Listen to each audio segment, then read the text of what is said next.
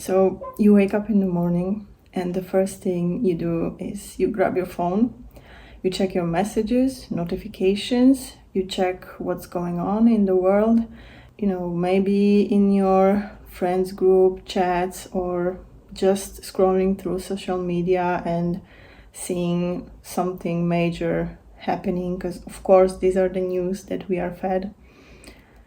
And it sort of programs your mind for the whole day. It's really important to check what your feed feeds you. So the first thing in the morning, when you check your phone, you open social media. What is there for you? What are you feeding your brain from the early morning? Is it something that makes you feel good, makes you energetic, makes you hopeful for what's to come? Or is it just your daily stuff that you used to see so far and you are still unhappy with your reality, with what's going on right now in your life? I would really encourage you to verify what is your default content. So, for example, for me, when I wanted a major change in my life, I started from unfollowing all the accounts that were not serving me and not serving my mental peace.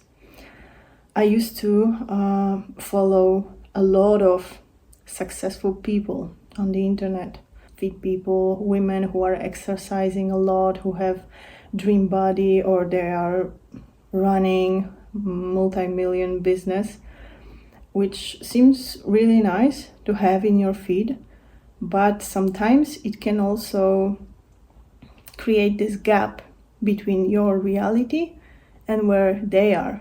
So if you're exposed to such pictures on daily basis, you just see that there is a huge distance between your reality right now and what they are having.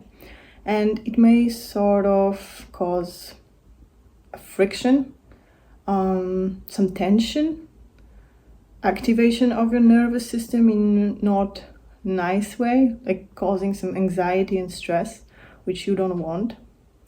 So for me, it helped a lot to focus more on people who are on the way to success, but they are also showing the downsides of it, like they are giving me full picture.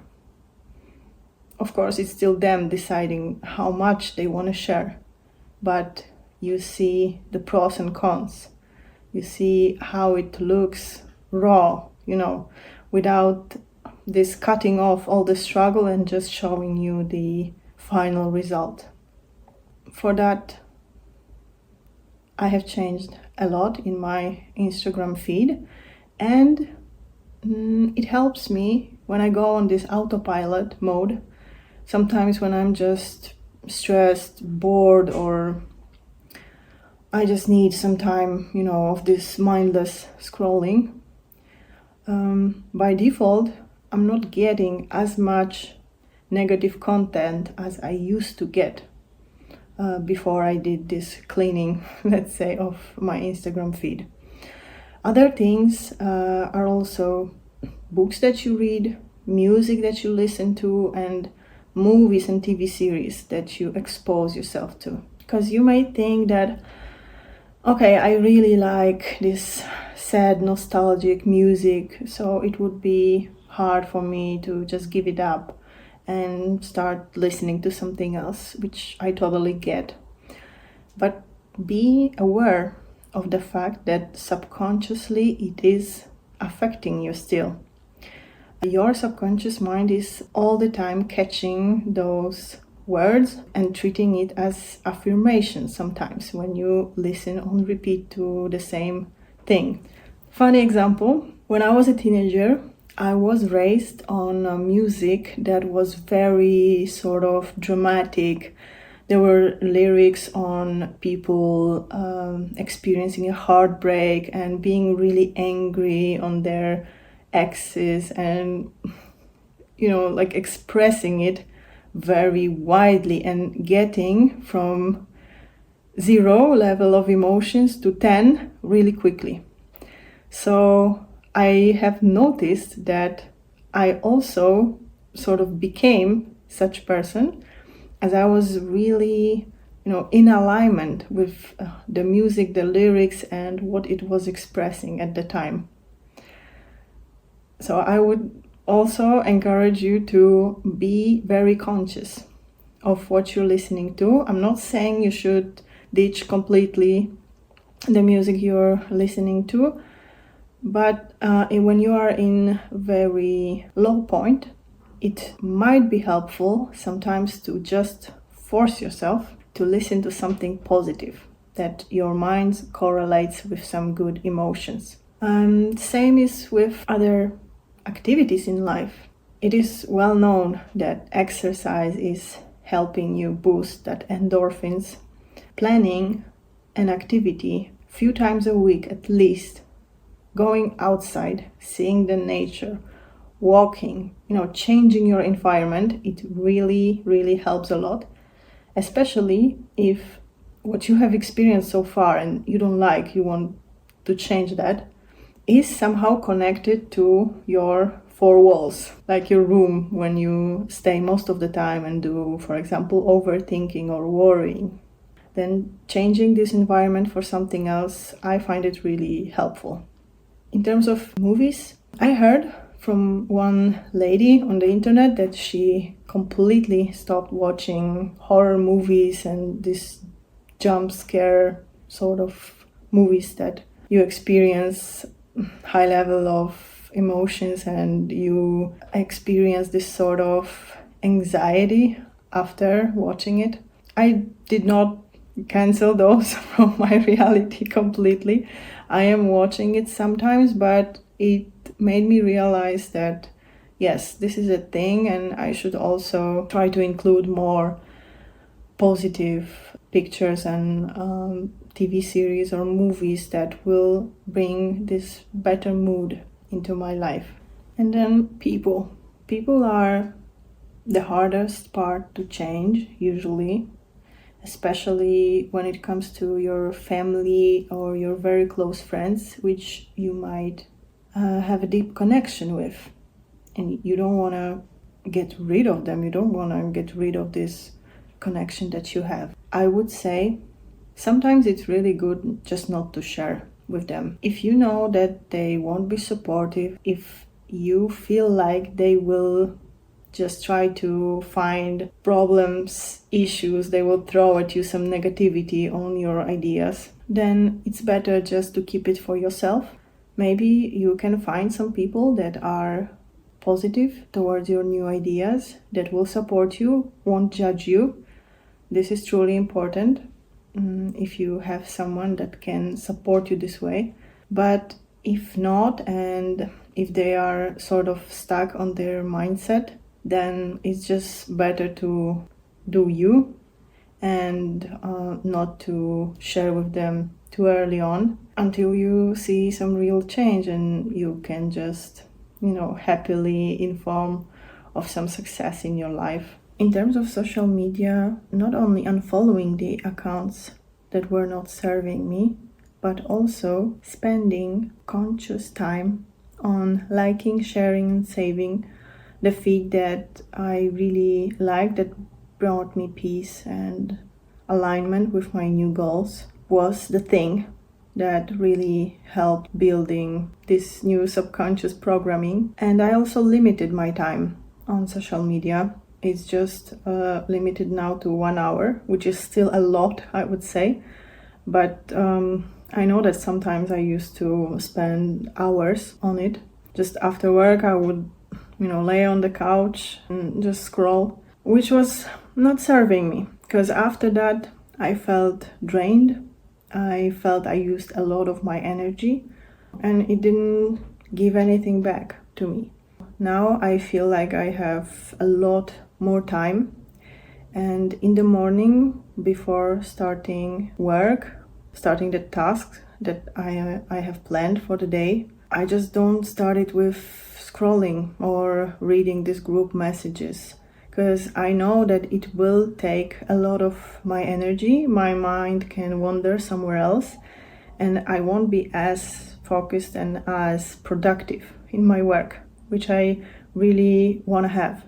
So the time that I am spending in front of computer doing my work, I want it to be, as productive and useful as it can be, so that the following hours I can just focus on myself, I can have some rest, and it won't be, blending that much. And I know that it's really easy to go on autopilot. When you wake up, you repeat the same thoughts that you had yesterday. It requires energy and brain to consciously change those thoughts. So there is one technique that I really like, which is writing down on a piece of paper what you're grateful for.